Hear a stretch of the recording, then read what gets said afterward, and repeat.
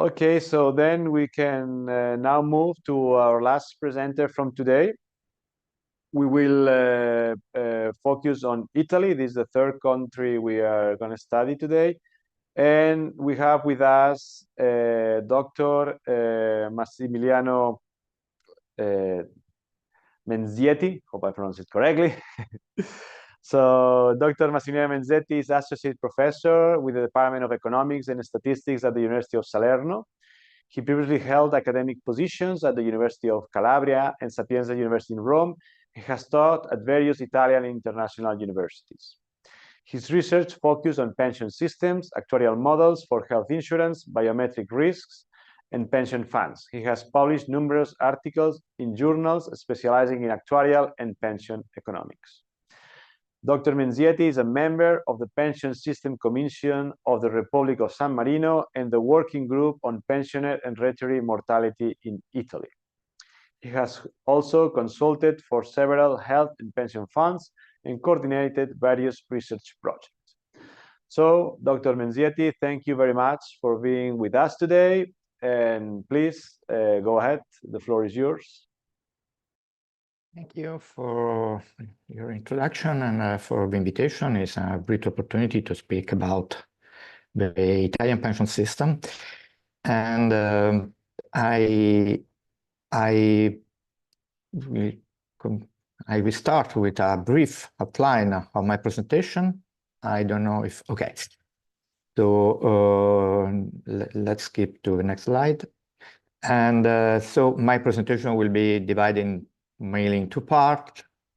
So the first part will be on the first pillar, and the second part on the second and third pillars. And so I will introduce how the Italian pension system is structured and also the trends of this contributions and benefits that are paid by the first pillar. I will describe the eligibility requirements and how the benefits are calculated, and also I spend a few words on the information that are offered to members of the system in order to have an idea of the contribution accumulated and the benefit that we will receive. And the second part will be on supplementary pension system, so I will describe a little bit how the system is structured and the supervisory authority that control the system and offer data and information about the system. And the last point will be on the key figures of this market and the data that are offered periodically by the supervisory authority on the evolution and of the second and third pillar. So, first of all, let's skip to a structure and trends of the Italian pension system. So, the Italian pension system is structured in three pillars, obviously, and but it's important to observe that even if in this picture are represented with the same dimension, the three pillars, the first one is the main important in terms of benefits that are paid to members. Even if this pillar offers what I described as basic pension, actually the substitution rate offered by the first pillar is was in the past near to 80% of the gross salary and near to 100% if we consider net amounts. And also for this reason, at least in the past, there was no reason to be ascribed also to a supplementary pension scheme. And only after recent reform, someone not so recent, others recently introduced, the benefits paid by the first pillar are reducing, and at the same time, the need of the second and third pillar is increasing, and at the same time also the law changed, and the inscription to a second and third pillar was also incentivized in terms of fiscal benefit. So we have an increasing evolution of the second and third pillar, but at this stage, they are not so important in terms of benefit that are paid to pensioners. And talking about the first pillar, so moving to the following slides, I offer here a representation of the structure of the system in terms of funds that manage the first pillar. You can see that we have two main kinds of institutions. On one hand, we have a National Social Security Institute, what is called in Italy INPS.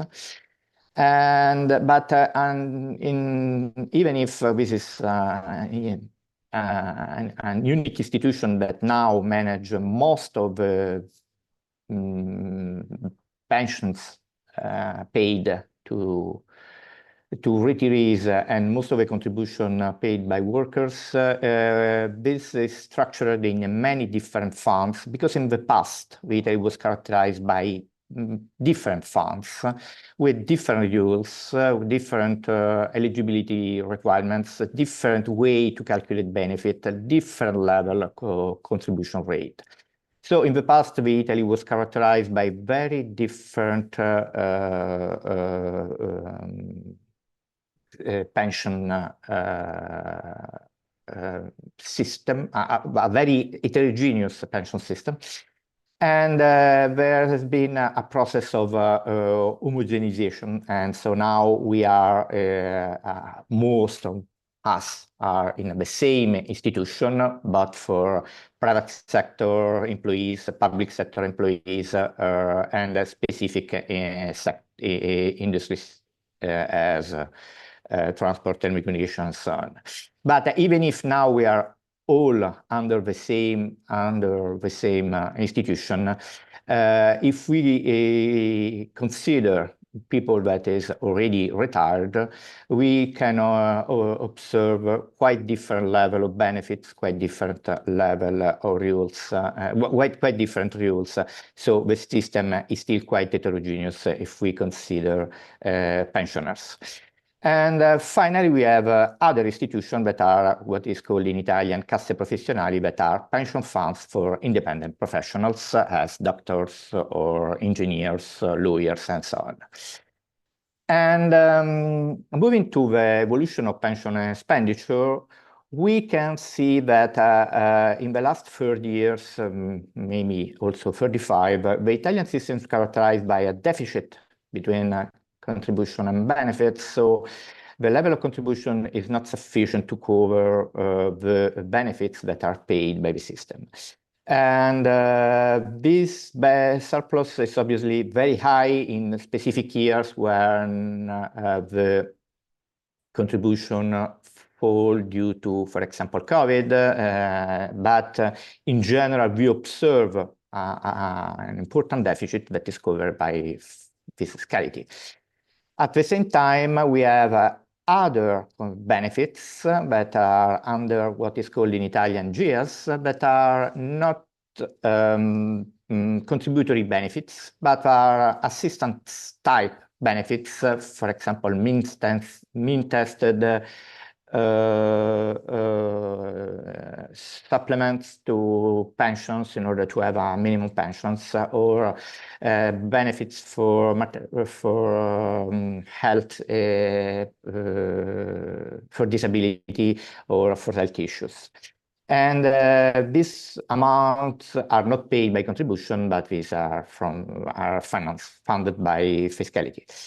And we can see that the pension expenditure is more or less, even if we consider the expenditure net of these GIAs, is over 12% of GDP. And if we consider also the not contributory benefit, we are over 14% of the GDP. And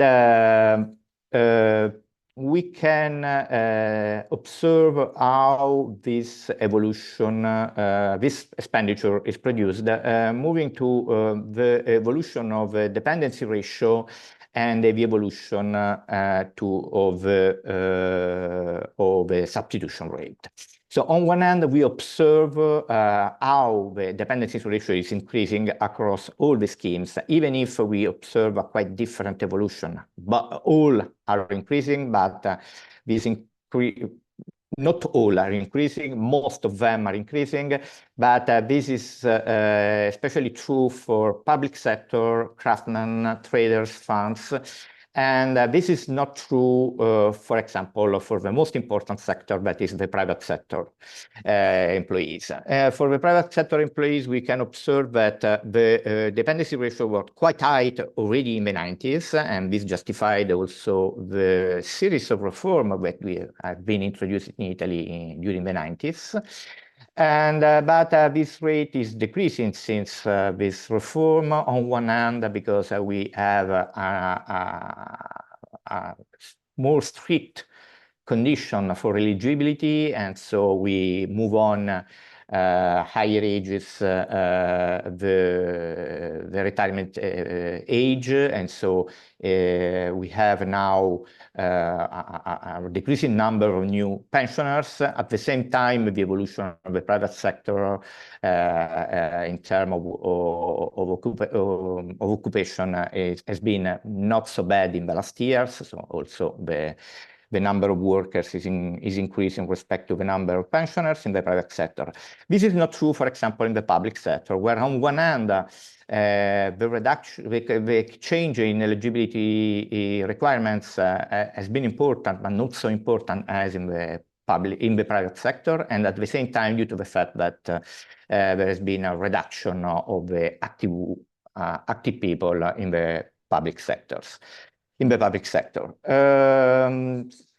we consider the average replacement rate, we observe also similar evolution, even with some heterogeneity. So if we skip to the following slide, we can observe that for the private sector, we have an increase of the replacement rate, a quite important increase in the replacement rate. This is due mainly to two factors.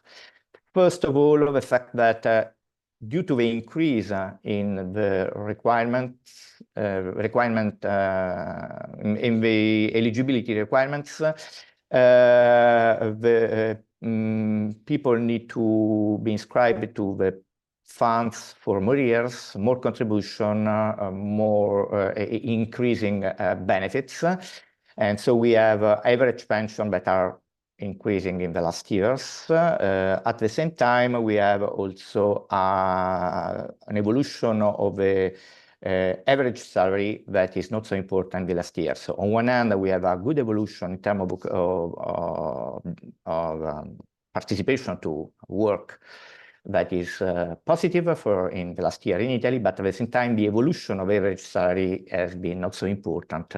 And so the average replacement rate has been reducing in the last years. Pay attention to the fact that this is not an individual substitution rate, this is an average replacement rate. So it's a ratio between the average pension and the average salaries. And this is not true for public sector, where we do not observe this negative evolution of salary on one hand, and at the same time, there has not been so important increase in average pensions. And the double effect of increasing in dependency ratio and substitution rate produce a contribution gap. This means that the equilibrium contribution rate, so the rate that guarantee the equilibrium between benefit and contributions and benefit, is not equal and is greater than the actual paid contribution rate. And we can observe also in this case heterogeneity in different sectors. In the private sector, the equilibrium contribution rate is near to 33%. That is actually what is paid by workers, or is paid for workers, in part paid by employee, in part paid by employers. While this is not true, for example, for public sector, where the equilibrium contribution rate is almost double than the actual paid contribution rate. So we have an important contribution gap for the public sector. And this is obviously coherent with the evolution that we have observed in the expenses, where so the benefits paid and the contribution, where we observe this deficit that characterized the system in the last years. And looking at the future evolutions, so the mid-long-term trends for the pension system, at least for the first pillar, it's important to, first of all, to consider some demographic figures that are really important when we talk about the Italian pension systems and not only for Italy, because this figure characterize the Italy, but are not so different in other Western countries. For example, we should take into account two aspects. First of all, the fertility rates. Italy is characterized by a very low fertility rate, and is near to 1.2. This period has been very low for a long period, and even in the future, the forecast says that we will reach maybe a level of 1.4, but we are very far from the stability rate that is near to 2 or 2.1. And at the same time, Italy is a country characterized by very high life expectancy for both males and females. So both have now a life expectancy higher than 80 and near to 85 for women, and both life expectancy will increase in next years, and we will reach a value 85 for males in the future in 2070, and near to 90 for women in the same year. And at the same time, the flow of immigration is positive, but is not so important, less important than in the past. And as a consequence, the elder dependency ratio is increasing over time. So please, can we go back to the previous slide? Sorry. So we observe that the elderly dependency ratio is already now near to 37%, and we will reach over than 60 at the peak in 2050, and will stay over 60% even in the following years. So as a consequence of this demographic evolution, and not considering also other economic factors for sake of brevity, we have projections from the State General Accounting Department, so the following figure, that has the percentage that represent the ratio between expenditure on pension and GDP will increase for at least other 20 years, reaching 17% at its peak in 2040, or between 2040 and 2045. And we will have a reduction of this ratio only after 2050. So not only the social expenditure on pension with respect to GDP is quite high now, it's still increasing for the next 20 years, and will stay over 14% for a very long time. So let's now skip to the eligibility requirements and benefits calculation. First of all, I will show here evolution of the legislation on pension in Italy. This is not a comprehensive list of all the laws that have been produced in the last years on in Italy on pensions. This one are only obviously the mains. And it's interesting to observe that we have three main steps. On one hand, we have in the past the definition of a definite benefit system at the end of the 60s.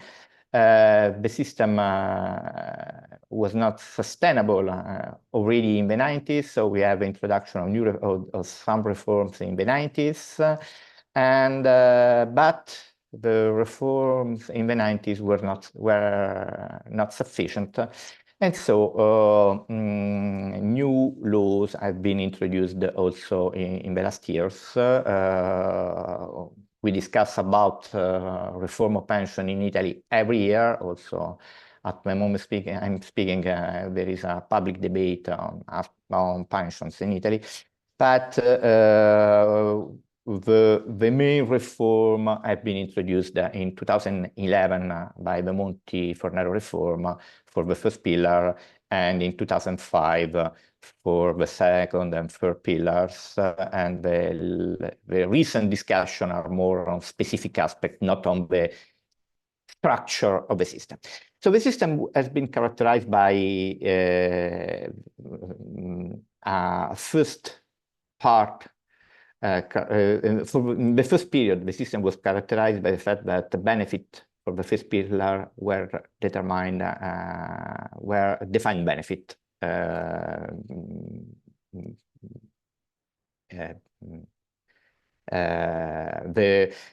benefits were determined with in a defined benefit way. But the system was too generous. The figure that I showed you before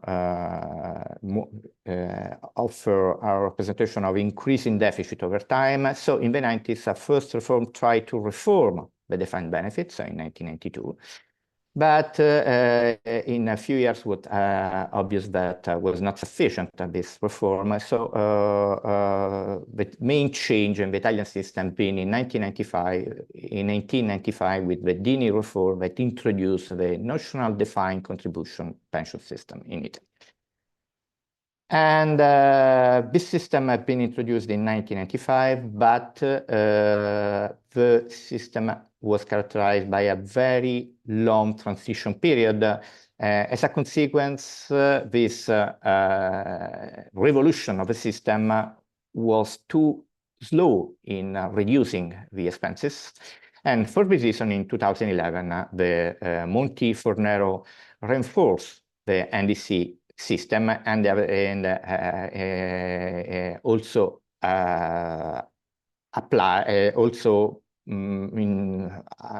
adopt some early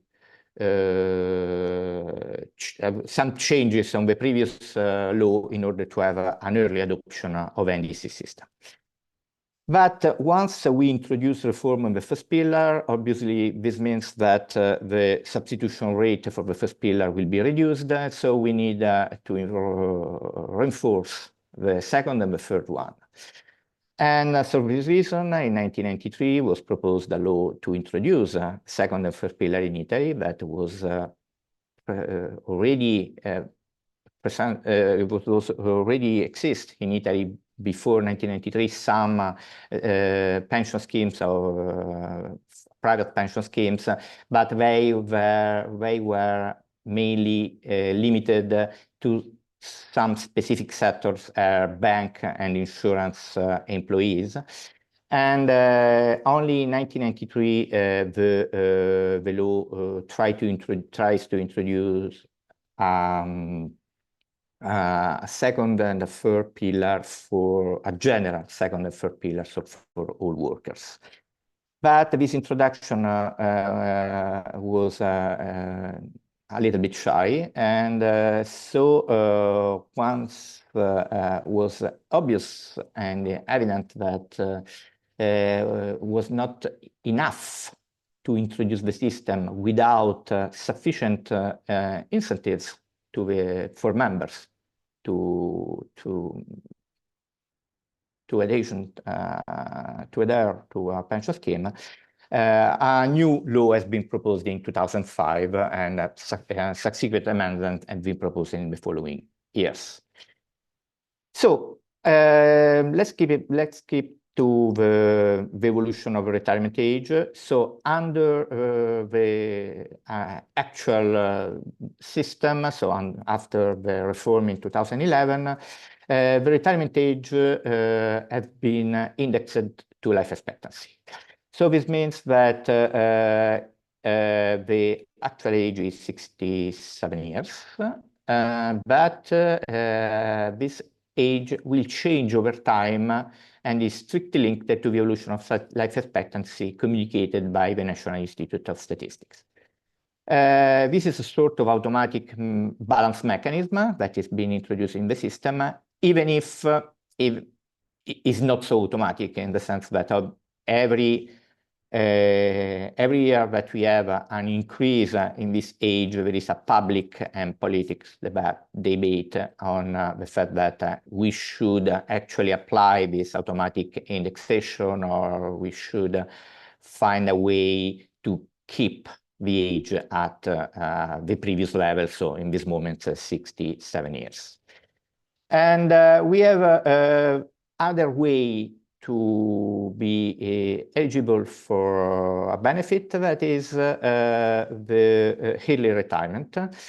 In this case, the retirement is possible not for the age we reach, but for the numbers of years contribution, the number of years of contribution. So in this case, a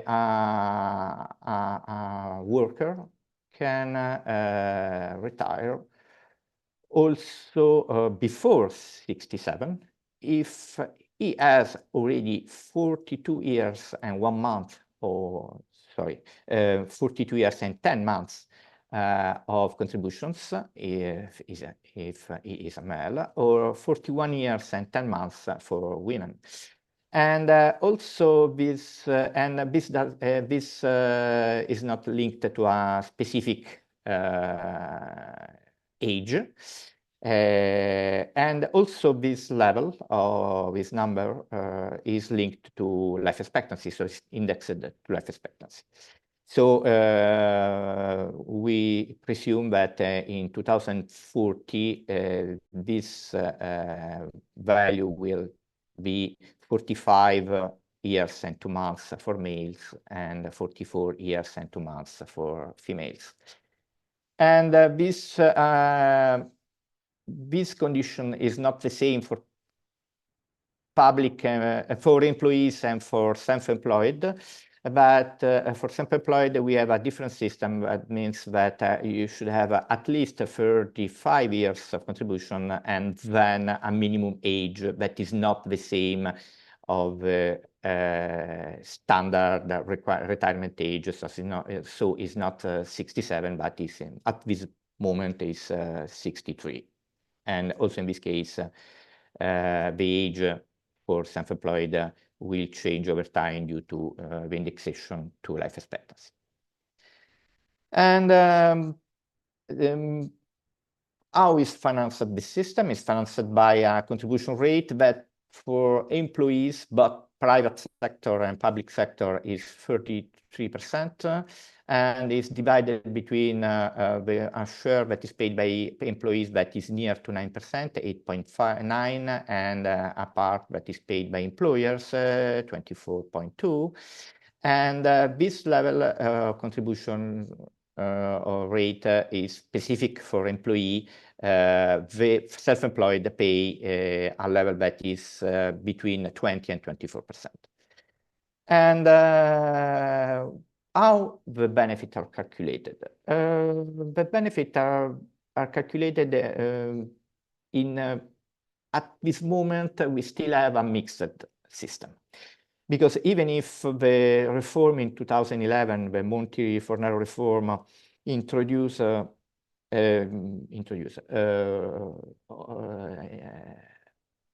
try to accelerate the adoption of NDC system, we still have a part of the benefit for new pensioners that is calculated with the old system, so with a TB formula. So we should divide the workers in at least 3 groups, depending on the number of years of contribution before 1995. But if we consider only young workers, the system is completely NDC. So this means that the benefits are calculated considering the accumulation of contribution over time, and the contribution are only virtually accumulated because the system is pay-as-you-go, is still as pay-as-you-go, and these are then accumulated in a notional amount that is converted in an annuity. But for workers that started to work before 1995, there is a part that is calculated with a traditional DB form. Considering the NDC method, how the contribution are determined for young workers, we have in the following slide the formula that represents how the contribution is accumulated and how the annuity is determined. On one hand, we have a notional amount that is increased every year with a notional rate. This notional rate is obviously not an investment rate because there are not amounts that are invested, but is linked to the moving geometric average of nominal GDP growth. And it's important to observe that in what is called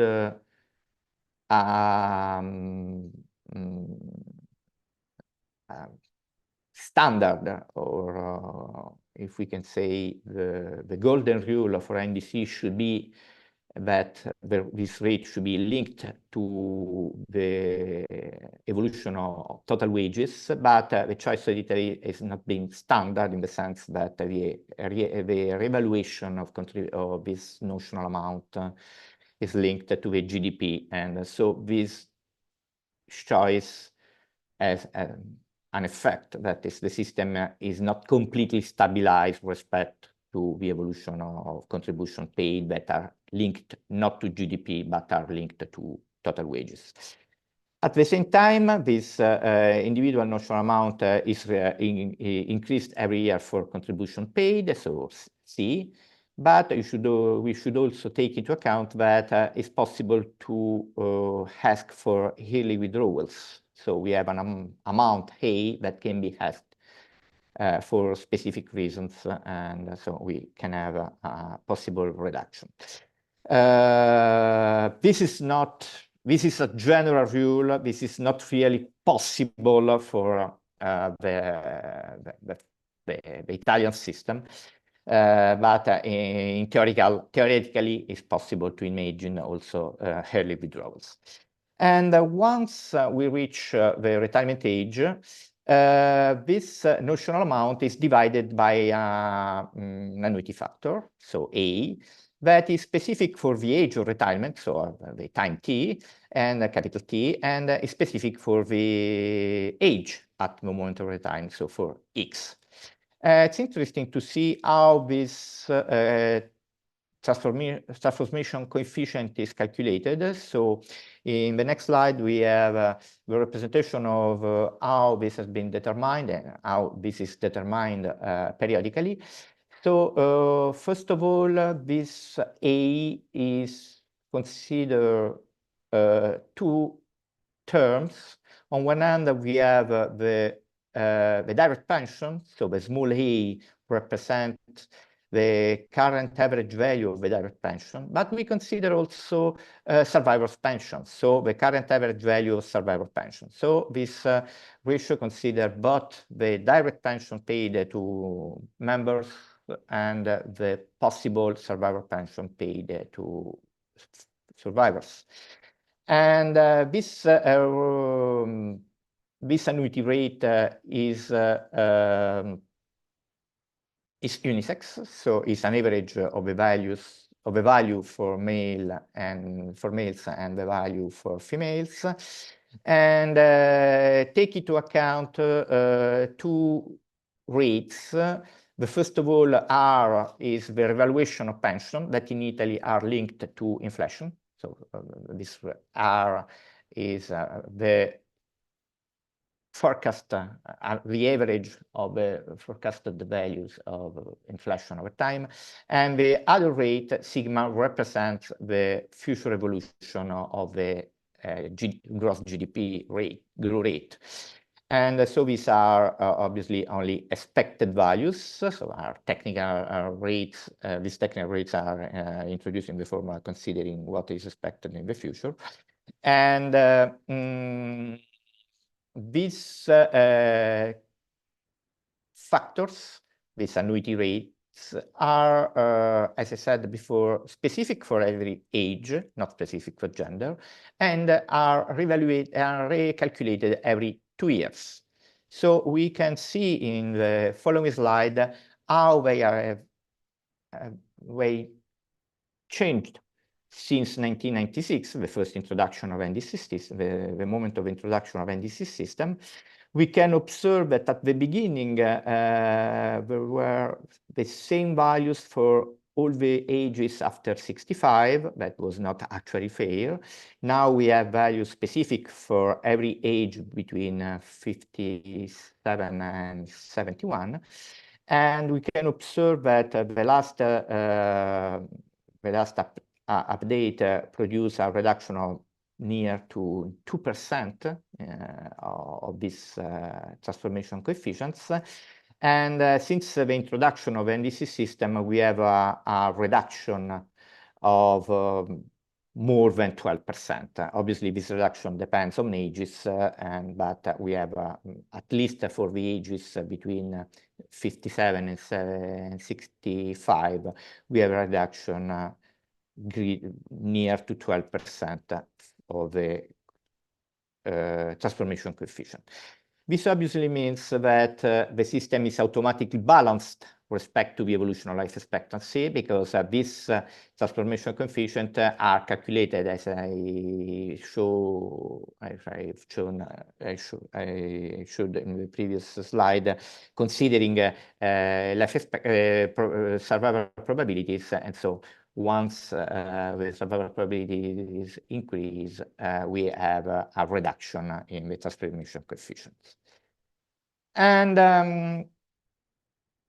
how the members of the system can obtain information about their position in terms of contribution paid, in terms of amount accumulated in the system, and so on.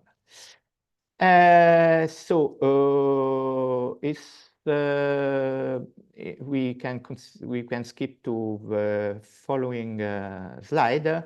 We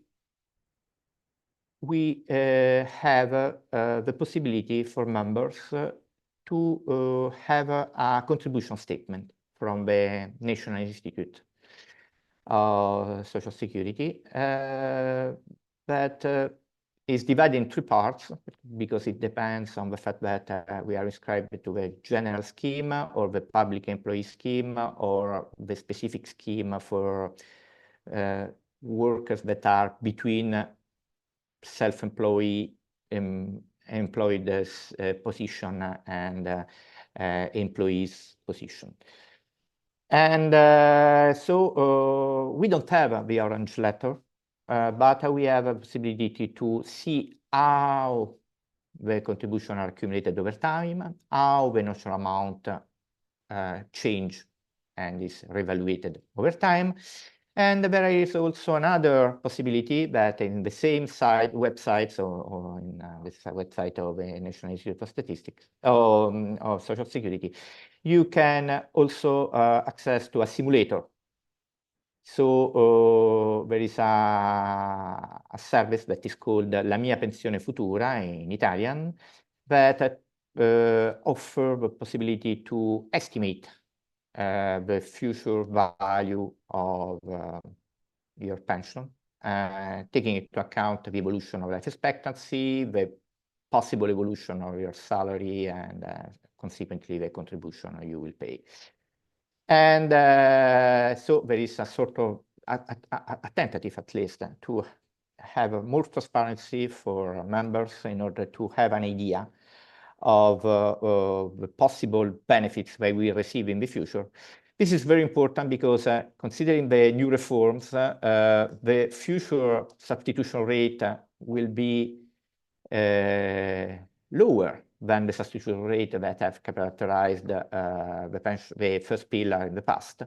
And so it's important that members are aware of the fact that the level of benefits paid by the first pillar is not sufficient to obtain an adequate pension and an adequate substitution of the salary in the future. And as I said, the second part is on the supplementary pension system. And the supplementary pension system, as I said before, has been substantially introduced in the 90s. Before the 90s, there were some pre-existing pension funds. But as I said, these funds were limited to specific sector as bank and insurance sector. And only with the 90s reform, we have the possibility for all to be inscribed to occupational pension fund or to an individual pension scheme. And the new reform introduced 3 types of pension funds. So we have in total 4 types, the pre-existing ones on the right, and the 3 new types after the reform in the 90s. So we have the contractual pension funds that are pension funds established through collective agreements between employee association and trade unions, usually negotiated at the industry level, but sometimes, please, can we go back to the previous slide? So these the contractual pension funds are established through collective agreement between employee association and trade unions. They are usually negotiated at the industry level, but sometimes also at a specific geographical level. This type of funds support only occupational pension plans. They have legal personality, and there is a legal separation between the pension fund and the sponsor of the fund. Then we have open pension funds. Open pension funds are promoted by banks, insurance companies, but also asset management companies and investment companies.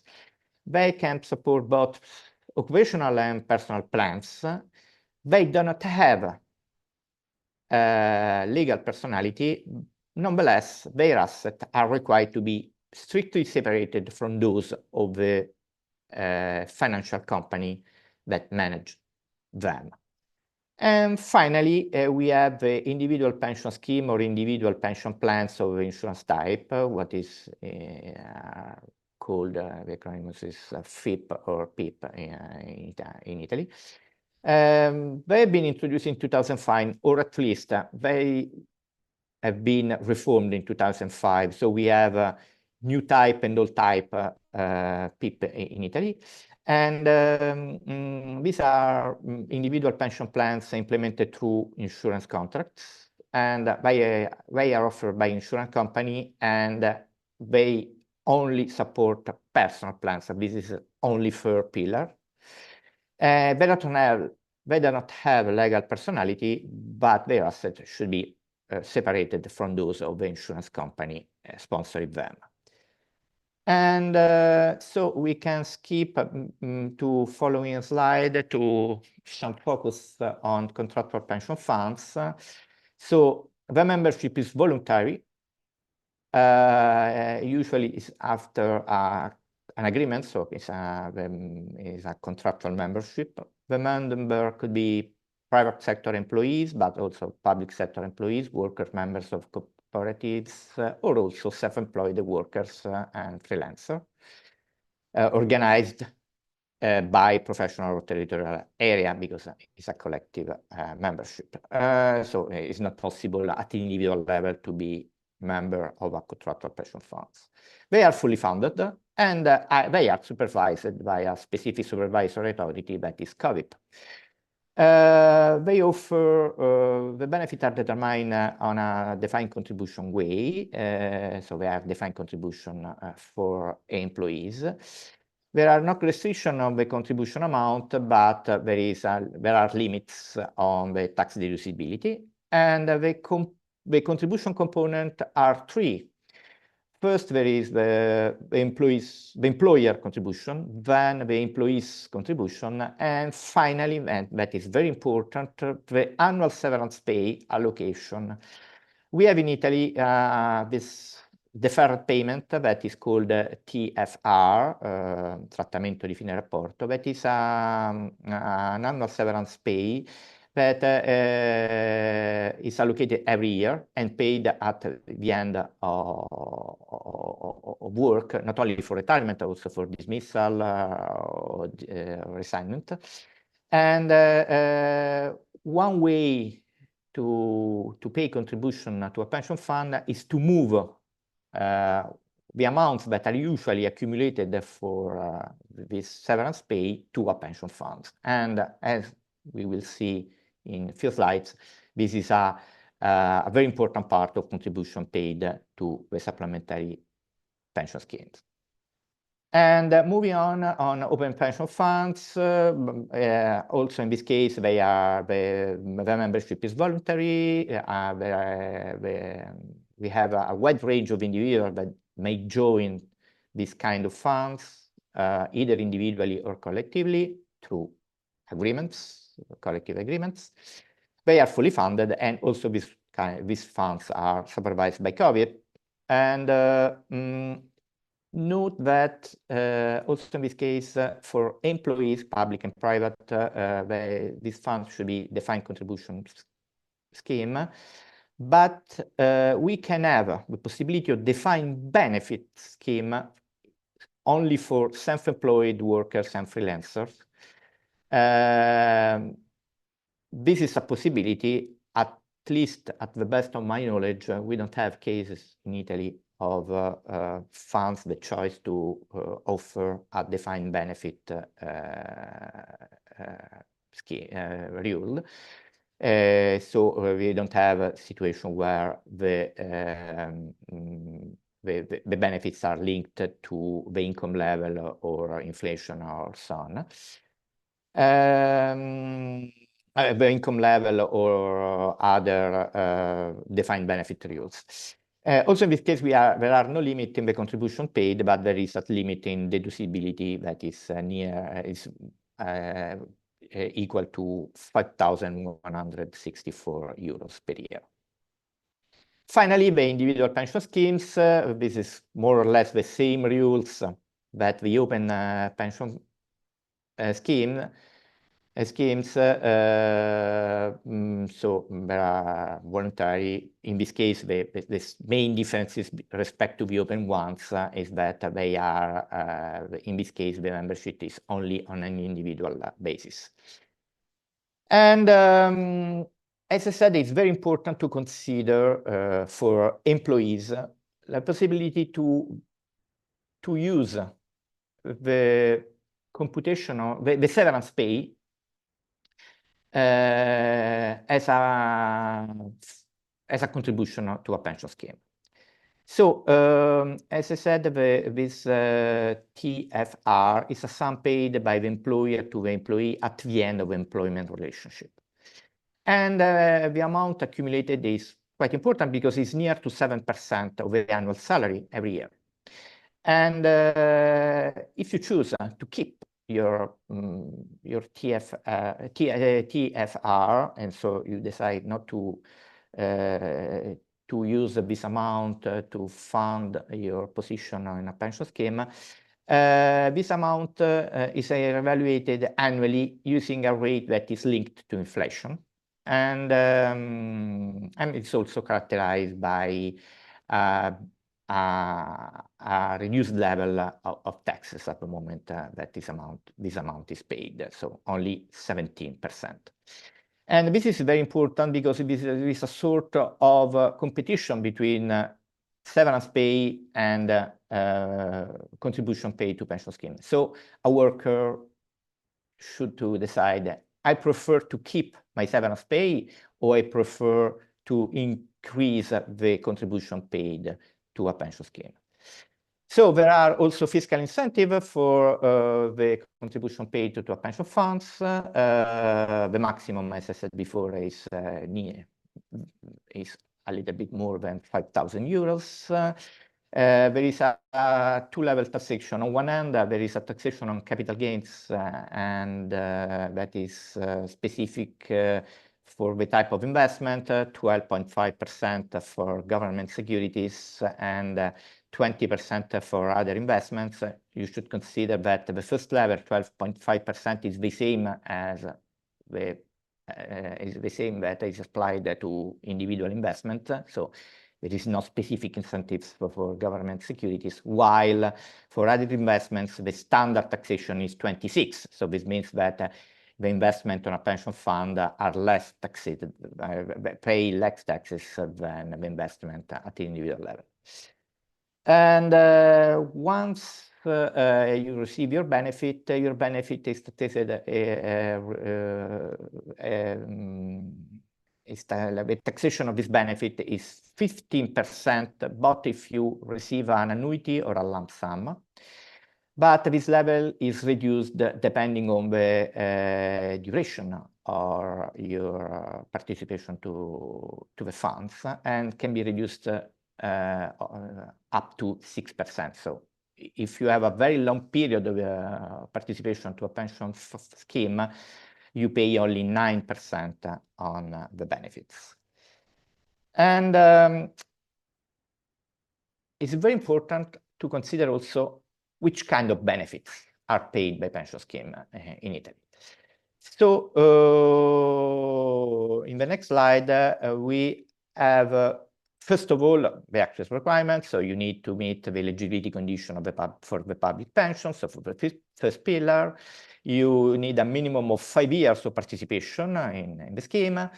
And you can choose between annuity and lump sum. You should consider that you can always choose for 100% conversion of your amount in an annuity, but you can also make a different choice in the sense that you can decide to keep a part for a lump sum, as a lump sum.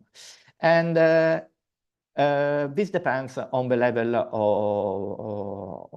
on the amount you have accumulated. If the amount is small, and so this means that once you converted this amount, the annuity you receive is very low, you can choose to keep all the money as a lump sum.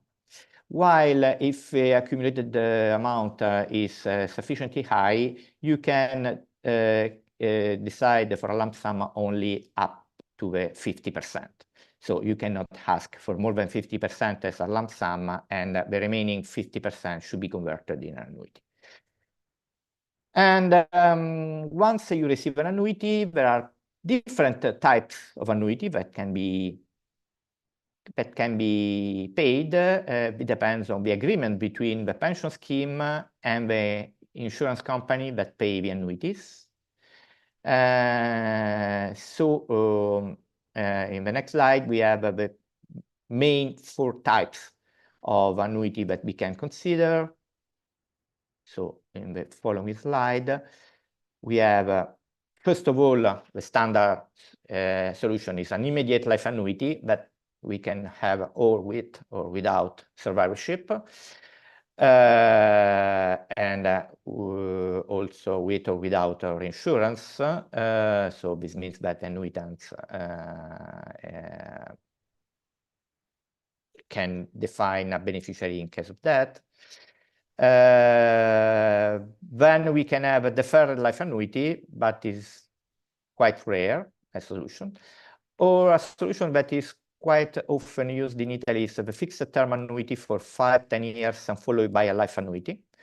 And finally, a fourth solution could be a life annuity with additional guarantees, as for example, dread disease or long-term care. This is a quite interesting possibility, but is not so often considered. And what is very important is that before the retirement, you can ask for a part of the accumulated funds. So there are possibility for redemption or early withdrawals. This depends on specific condition. That can be, for example, you need money to buy the first home for you or for your children, or for medical expenses, or for other personal needs. And you need to be inscribed to a pension at least for 8 years. And in this case, you can ask up to 75% of the accumulated amount. So this means that you reduce your position in the scheme, and obviously you reduce also the possibility to receive an annuity in the future. Redemption, this is specifically introduced for the case of disability or unemployment. In this case, you can ask for the accumulated amount in order to face your needs in a moment, in a critical moment, as a possible disability or a moment of unemployment. Well, I think that in order to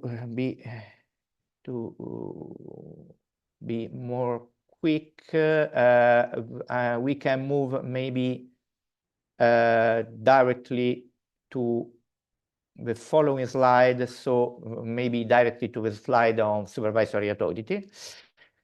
So as I said, all these funds are vigilated by COVIP, Commissione di Vigilanza sui Fondi Pensioni, and this authority authorizes pension funds to operate, records them in a register. It approves the regulation on pension funds, supervises their activities, and so on. And this authority is also in charge of the supervision of the financial investment of the compulsory pension schemes for specific professional groups. So for the casse professionali that I presented before. So in this case, it's a control on the first pillar, but only for this specific case. And COVIP produces reports and statistics. A report every year and statistics every 3 months. And what I will show you in the last slides are the key figures of the second and third pillar in Italy that are taken from the statistics produced by COVIP. So first of all, in this first table, we can observe the number of inscribed to this pension. We talk about 11 million of members, 11 million of individual accounts, but less than 10 million members. This is due to the fact that I can be inscribed to more than one fund. So I can have 2 positions at the same time. We have 243 billion of net asset invested. And every year, or at least in the last year, the amount of contribution paid is equal to 20 billion euros. All these numbers are increasing, so we have an increase in the individual in number of individual accounts, in number of members, in the amounts of net asset, and the amounts of contribution. We can observe how, in the following figure, we can observe how the number of individual accounts has increased over time.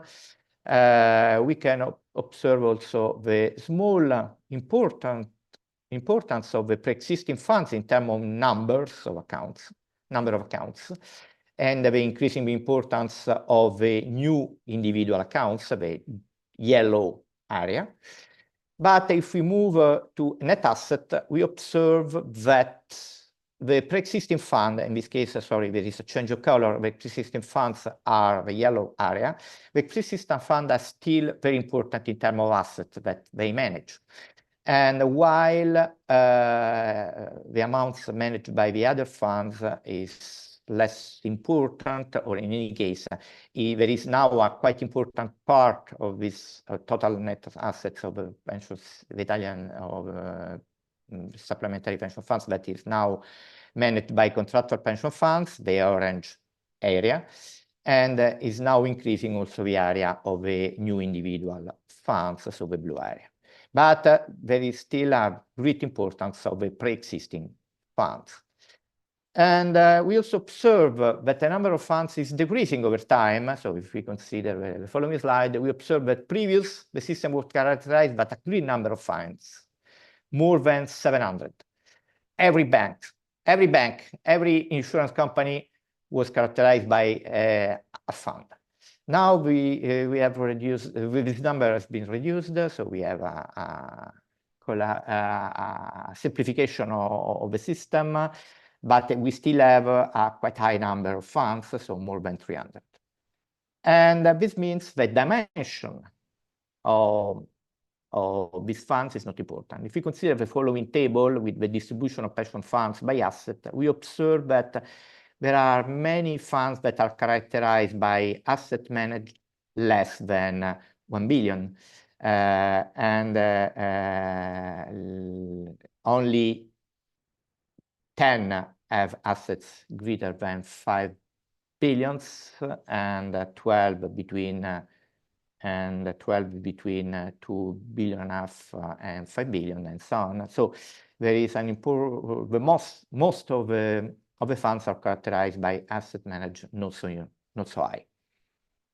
And it's important also to see the components of the inflow of these funds. So we have contribution for 20 billions. But an important part of this contribution is represented by the severance pay, so the TFR, 8 billions. So more or less 40% of the contribution paid is the fact that we move this part of our deferred salary to the pension scheme. And we consider the outflows, at this moment the outflows are smaller than contributions because they are still an increasing number of inscribes to the system. And we observe that the total flow is only 13 billions. But what is really important to underline is that less than 1 billion is represented by annuity. The conversion is annuities only 369 million, and annuities paid directly, this is only for pre-existing funds possible, it's 361 million. This means that most of the outflows are or withdrawals or redemptions or the payment of lump sum. Specifically, the most important part is the payment of a lump sum. This means that there is not a real important, is not still, at least at this moment, is not really important the market of the annuity for paid by pension schemes. And this means that there is not the members at the moment of retirement prefer a lump sum, at least when we can obtain the lump sum. As I said before, if you have an important amount accumulated, you can ask for a lump sum no more than 50%, but when you can obtain a lump sum, inscribe prefer the lump sum to the annuity. And The contributions paid. The contribution paid by pension fund are 20 billions, and the average contribution. Doctor, we need to wrap. We are running out of time, unfortunately. Yes. So if you I know. I will show just last two tables. Thank you very much. So we observe that the average contribution are quite low in general, and they are important only for pre-existing pension funds. And just the last slide about the participation, but this is very important. We have less than 10 million of members, and that means compared to the labor force that is more than 25 millions of people, this means that we have a participation of 38%. And this is very important because considering that the future benefits from the first pillar will be very low respect to the past, the fact that only 38% of the workers have decided to be subscribed to a pension fund is not a good news. And at the same time, it's maybe even worse to consider that this level is smaller for self-employed workers that are characterized by a level of substitution rate that is smaller respect to employees. And it's also quite dangerous, the fact that even if we have 38% of population inscribed, of workers inscribed, only 27% are actively contributing to the funds. This means that there are a lot of people that is subscribed to a pension fund, but actually is not paying, they are not paying contribution to the funds. So sorry, actually I realized that is almost 12, so I mean, I think that I can stop with this last table about the fact that the evolution of the second and third pillar is still in its, is still not sufficient in Italy. We have few people inscribed, not all are paying enough contribution of this system. So risk is that the benefits paid by the second and third pillar will be not sufficient to compensate the reduction of the benefits that will be paid by the first pillar in the future. So thank you, and sorry if I take more time than scheduled. Thank you, Dr. Menzietti, no problems. Very, very complete and thorough presentation. So I don't think we have much time for questions. I will just ask you one, if you can briefly reply. So what do you see as the single most effective measure to improve the long-term financial sustainability without reducing pension adequacy? I think that the reform we have introduced in Italy in 1995 and then in 2011 have already obtained a good result in terms of long-term sustainability. Not in terms of mid-term, but this is also linked to the fact that an important part of the pension that has in payment today are still determined with the old system, so with quite generous defined benefit system. But in terms of long-term sustainability, I think that the reform has been, this translation to a notional defined contribution system obtain the result of increase the financial sustainability of the system. But at the same time, we have now a problem of adequacy in Italy. And for this reason, to improve the second and the third pillar will be really important in the future. And I think that we need to increase the incentives to the second, to adhere to a pension scheme. And also we should do some, we should do more also on financial literacy, because a lot of people is not aware of the reduction of the benefit that will be paid in the future by the public system, and so that they need to have a supplementary pension. Okay, thank you so much. It's been great to have you here. Thank you for joining us. It's been a pleasure to be here. Thanks for your presentation. So I think that with this last presentation from Italy, we end today's session. We will resume tomorrow at noon. And I want to thank all the presenters, the audience, and also let me finish by thanking our sponsor, our main sponsor for this event is Aula Previsión Social David Akasha, that thanks to their support, we've been able to organize this European seminar. So thank you all and hope to see you all tomorrow at noon. Thank you very much.